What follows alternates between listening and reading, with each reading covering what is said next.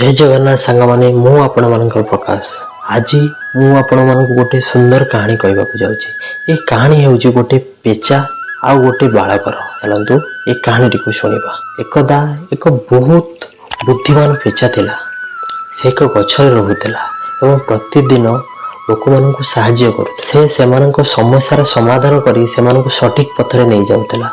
दिने गोटे बालक पेचा पाखक आसी कहला मु बहुत दुखित अच्छी, मु मोर परीक्षार विफल होइछि। पेचा बालक को बुझाइला जे से निराश हेबा उचित नुहे। से कहिथिला तुमे कठिन परिश्रम करी पुनर्बार चेष्टा करबा उचित। पिलाटी पेचा कथा मानी कठिन परिश्रम करबा को लागिला। परवर्ती समय से परीक्षार उत्तीर्ण होइतिला। पिलाटी बहुत खुशी हैला।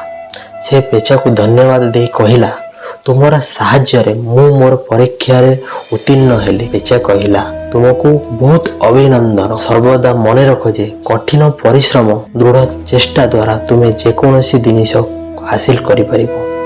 ये कहानी आमको शिक्षा दिए जे जेकोसी काम कष्ट होना कहीं आमे केबे हार मानिबा उचित नुहे। आमे सब बेले कठिन परिश्रम करिबा एवं आमर लक्ष्य हासिल करने को चेष्टा करवा उचित। जगन्नाथ सांग मैंने मु आपण मानकर प्रकाश आज मु आपण मानक गोटे सुंदर कहानी कहवाक जाऊँगी। ये कहानी हूँ एक छोट झीर से किपरि निज भितर थिबा भय को दूर कर पारा ता आमे जानिबा। एक छोट झील थिला जे अंधार को बहुत भय करुला। से प्रत्येक दिन राति रे कांदी कांदी निज पितामाता को कहूला जे से अंधार को बहुत भय करुचे। ताको पितामाता तांको बहुत बुझाउथिले जे अंधाकार रे किछि नाही आ से भयभीत होगा उचित नुहे, किंतु से राजी होनथिला। दिने झीर माँ ताकू एक कहानी कहले। कहानी रे गोटे परी थिला जे अंधार को बहुत डरुथिला। परी तांको भय दूर करबा पई आलोकर एक बेलून तैयारी करथिला। से तांको सहित बेलून नहीं जाउथिले। जेतेबेले से अंधार को भय करुथिले से बेलून को जाली आलोकित कर देउथिले। झीलटी को कहानी बहुत भल लागिला। से मध्य आलोकित बेलून तैयारी करने को चाहिला। से तांको माँ को साहाय्य मांगिला। तांको माँ तांको बेलून तैयारी करवा सिखाइले। ए दिन राति रे झील तार बेलून नहीं शोइला। जेतेबेले ताको अंधार डर लागिला से बेलून जाली आलोकित करदेला। वर्तमान से अंधार को आउ भय करू नाही। यही कहानी हमको शिक्षा दिए जे भय को दूर करने पई हमको आलोक दरकार। आलोक हमको आशा एवं सुरक्षा देता है। जेतेबेले भी आमे भयभीत हुअंती आमे आम चारि पाखरे आलोक जालिबा आवश्यक। जय जगन्नाथ सांग मैंने मु आपण मानकर प्रकाश आज मु आपण मानक गोटे सुंदर कहानी कहवाक जाऊँगी। ये कहानी हूँ एक छोट इंजिन जे किपरि निज चेष्टा बल असाध्य काम करि पारला ता आमे जानिबा। गोटे समय कथा एक छोट इंजिन थिला जहाँ एक पहाड़ ऊपर को एक लंबा कार सामग्री टाणीबार दायित्व दि जाइथिला। अन्य बड़ इंजिन गुड़िक छोट इंजिन उपर हसी कहले तुम्हें बहुत छोट एवं दुर्बल, तुम्हें यह केबे करि परिबो नाही। किंतु छोट इंजिन निज मन दृढ़ कला आ से कार सामग्री गुड़िक पर्वत ऊपर को टाणीबा को आरंभ कला। से धीरे धीरे गति करुथिला एवं छोट इंजिन ऊपर को चढ़िला बेले शब्द मध्य करुथिला। किंतु से केबे हार माने नथिला। से सब बेले भाबुथिला मते लागुछि मु करि परिबि। छोट इंजिन निजको कहूला मते लागुछि मु करि परिबि। अन्य बड़ इंजिन हसुथिले किंतु छोट इंजिन चालुथिला। से पर्वतर शिखर में पहुंचा पर्यंत उच्चरू उच्चको चढ़िका अन्य इंजिन माने यह देखि आश्चर्य हेले। से एपरि किछि देखि नथिले। तुमे यह किपरि कल? बड़ इंजिन पचारिला। छोट इंजिन कहिला मु भाबुथिली मुझे करि मोर निज उपर विश्वास थिला जे मुझे करि यदि तुमे निज उपर विश्वास कर तुमे जेकोसी जिनिस हासिल करि परिबो। ताजे जेते कष्ट होना कहीं यदि तुमे केबे हार मानिबो नाही तुमे शेष रे सफल लाभ करिबो। छोट इंजिन निष्ठा आम समस्त एक प्रेरणा। यह हमको दर्शाए जे जेते कष्ट होना कहीं आमे आम स्वप्न को केबे भी छाड़िबा उचित नुहे। छोट इंजिन सकारात्मक मनोभाव मध्य गुरुत्वपूर्ण। यह आमको स्मरण कराए जे आमे सब बेले निज उपर विश्वास करबा उचित। अन्य माने जेतेबेले आमको कहंती जे तुमे किछि करि परिबो ना। एही कहानी एक स्मारक अटे जे आमे सब कार्य करिबारे सक्षम अटु यदि आमे आमर मन स्थिर करिथाउ। आमे जहाँ स्थिर करिथाउ ता हासिल करि परिबा। सेति पई मु सब बेले कुहे जीवन रे कर एमितिका कि दुनिया बनिबा पई चाहिबो तुमरी परिका। जय जगन्नाथ सांग मैंने मु आपण मानकर प्रकाश आज मु आपण मानक गोटे सुंदर कहानी कहवाक जाऊँगी। ये कहानी हूँ जड़े शिक्षक और शिष्य मानकर। चलतु ये कहानी टी शुणा। जड़े शिक्षक निज शिष्य मान सहित बुलवाक जाते बाटर से निज शिष्य मान भल सांग मान संगति कथा कहते किंतु शिष्य मैंने ता बुझा सक्षम हेले ना। तापर शिक्षक फूल परिपूर्ण गोलाप गछ देखिले। से जड़े शिष्य को तुरंत से गछ तले एक माटी उठाइबा कहले। जितेबाला शिष्य माटी उठाइले शिक्षक कहले वर्तमान यह शुंग। शिष्य माटी को शुंगिला। गुरुजी एथुरु गोलापर सुगंध आसुची। शिक्षक कहले पिला माने तुमे माने जानिछ एई सुगंध ए माटी केमिति आसिला। वास्तव ये माटी उपरे गोटे गोलाप गछ अछि। से गोलाप गछरु फूल ये माटी उपरे पड़े तेणु माटी रे गोलापर सुगंध आसुची। जेपरी गोलाप फूलर मिश्रण हेतु ये माटी गोलापर गंध आसवाक लगिला। से भली जड़े व्यक्ति से रखुथिबा संगतिर समान गुण एवं त्रुटि हासिल करे। आमे यही शिक्षणीय कहानी शिखिलु जे आम संगति सर्वदा भल सांग मानक सहित रखिबा उचित। आमे माने भल सांग मानक सहित सांग हवा आवश्यक। भल सांग माने आम मानक भल कथा कहबे भल शिक्षा देवे। से मु सब बेले कहे जीवन में कर एमतीका कि दुनिया बनवा चाहिए तुमरी भूमिका। जय जगन्नाथ सांग मैंने मुझे प्रकाश। आज मुझे गोटे सुंदर कहानी कहवाक जाऊँगी। कहानी हूँ भगवान श्रीकृष्ण और अर्जुन। चलतु ये कहानी टी शुणा। थरे श्रीकृष्ण एवं अर्जुन एक यात्रा करने को जाते। जितेबाला से देखिले जड़े गरीब ब्राह्मण रास्तार भिक मागुची। अर्जुन तांको प्रति दया अनुभव कले एवं ब्राह्मण को सुना मुद्रा परिपूर्ण एक गंठली देले। यह पाइबा परे ब्राह्मण खुशी निज खुशीर स्वप्न देखा लगे निज घर को फेर। किंतु तांको दुर्भाग्य जो रास्तार जड़े डकायत तांको गंठली छड़ाइले। ब्राह्मण दुखी होई पुनर्बार भिक मागिବାକୁ कले। परदिन जेतेबेले अर्जुन ब्राह्मण को देखिले सेतेबेले से तांको यह कारण पचारिले। ब्राह्मण अर्जुन को समस्त विवरणी कहले।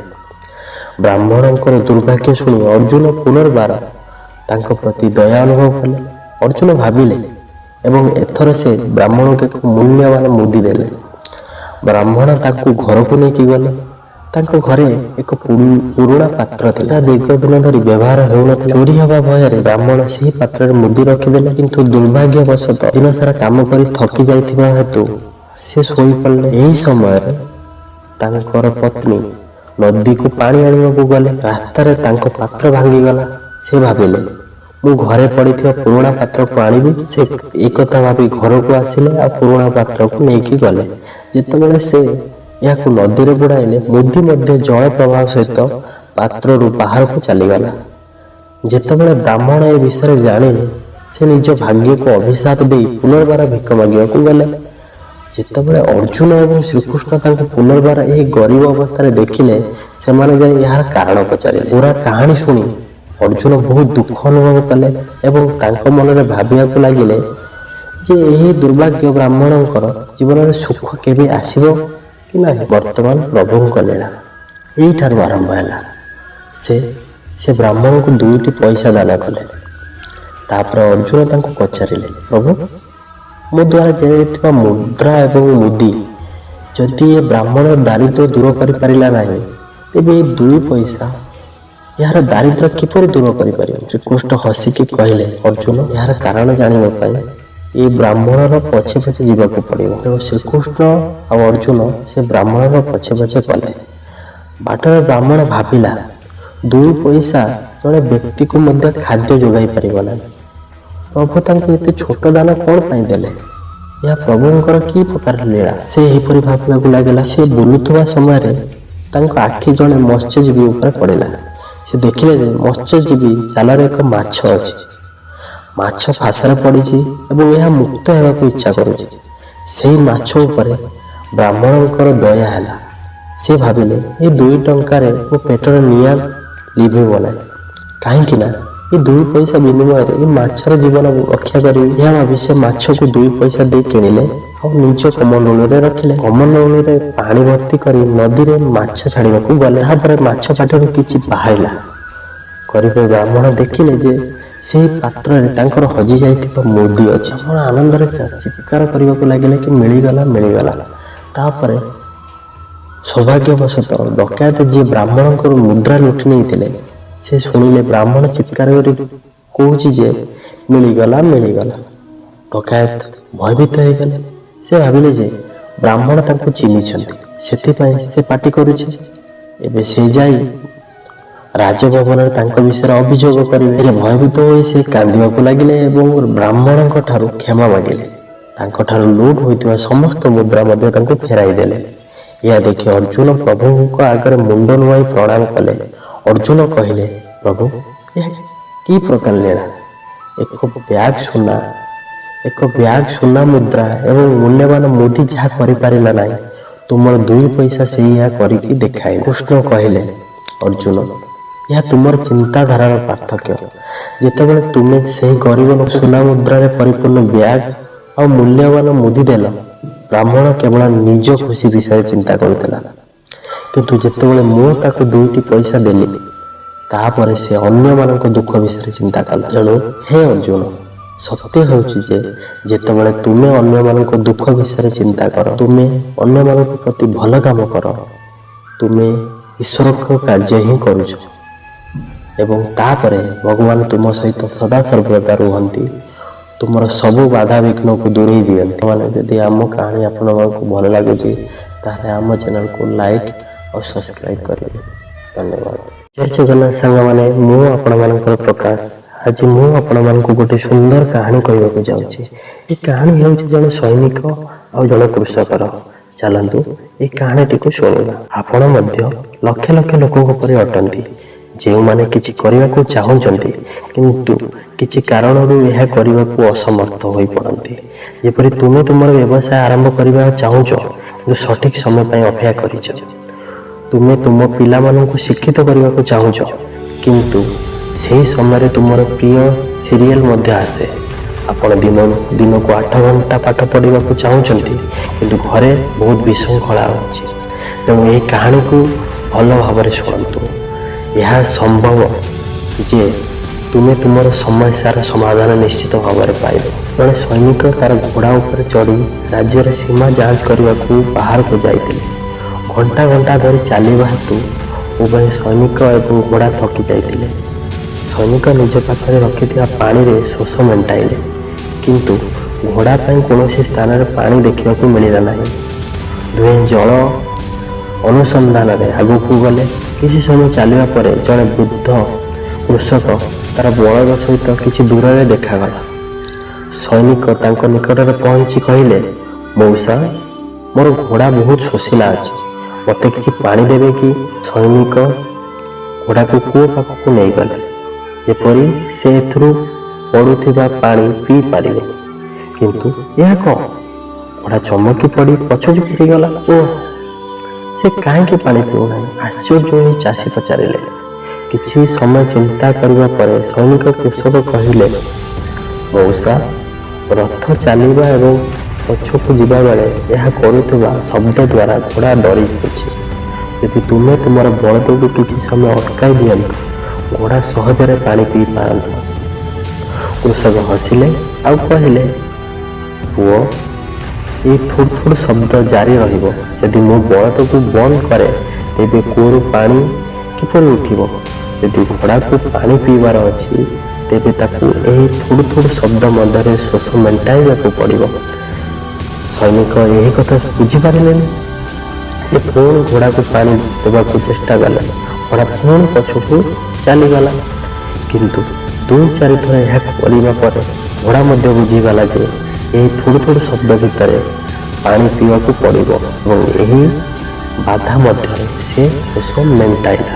ବନ୍ଧୁଗଣ, ଏହି ଘୋଡ଼ା ପରି ଯଦି ଆମର ଇଚ୍ଛିତ ଜିନିଷ ଜଳ ଅଟେ, ତେବେ ଆମକୁ ଜୀବନରେ ଚାଲିଥିବା ଏହି ଥୁଡ଼ ଥୁଡ଼ ଶବ୍ଦ ମଧ୍ୟରେ ଧ୍ୟାନ ଲଗାଇବାକୁ ପଡ଼ିବ।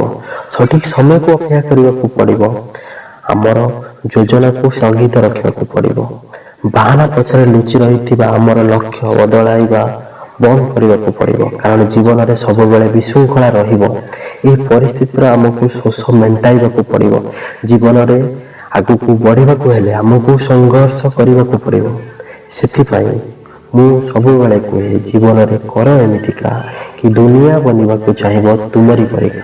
ଧନ୍ୟବାଦ ସାଙ୍ଗମାନେ। ଯଦି ଆମ ଭିଡ଼ିଓ ଆପଣମାନଙ୍କୁ ଭଲ ଲାଗୁଛି ତାହେଲେ ଆମ ଚ୍ୟାନେଲକୁ ସବସ୍କ୍ରାଇବ୍ କରିବେ।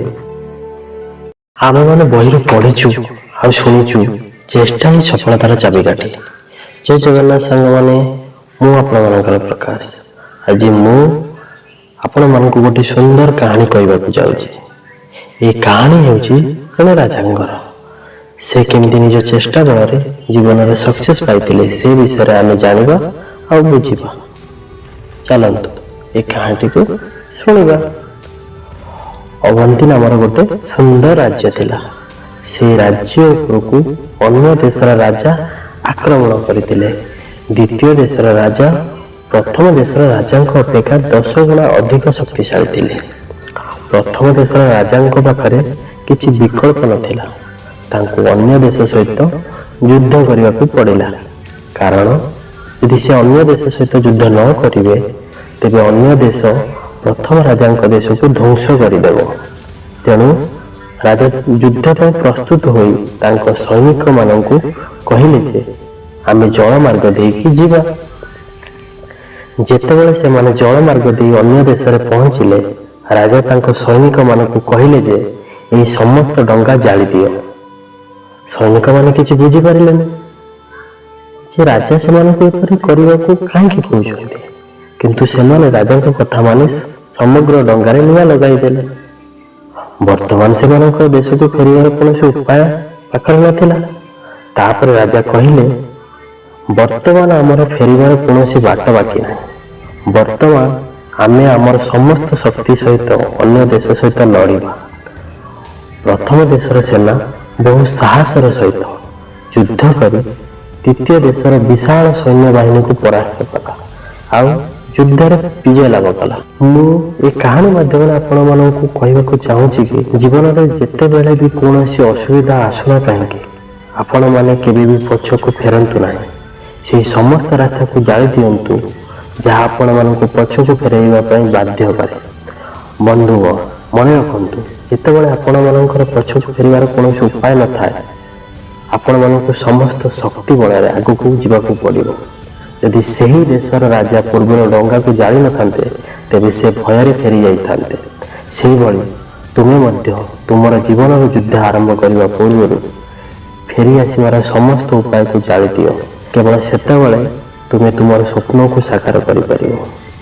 କାରଣ ସଫଳତା ଆଗକୁ ବଢ଼ିବାରେ ମିଳେ, ପଛକୁ ଫେରିବାରେ ନୁହେଁ। ସେଥିପାଇଁ ମୁଁ ସବୁବେଳେ କୁହେ ଜୀବନରେ କର ଏମିତିକା କି ଦୁନିଆ ବନିବାକୁ ଚାହିଁବ ତୁମରି ପରିକା। ଧନ୍ୟବାଦ ସାଙ୍ଗମାନେ। ଯଦି ଆମ କାହାଣୀ ଆପଣମାନଙ୍କୁ ଭଲ ଲାଗୁଛି ତାହେଲେ ଆମ ଚ୍ୟାନେଲକୁ ଲାଇକ୍, ସେୟାର ଆଉ ସବସ୍କ୍ରାଇବ୍ କରିବେ।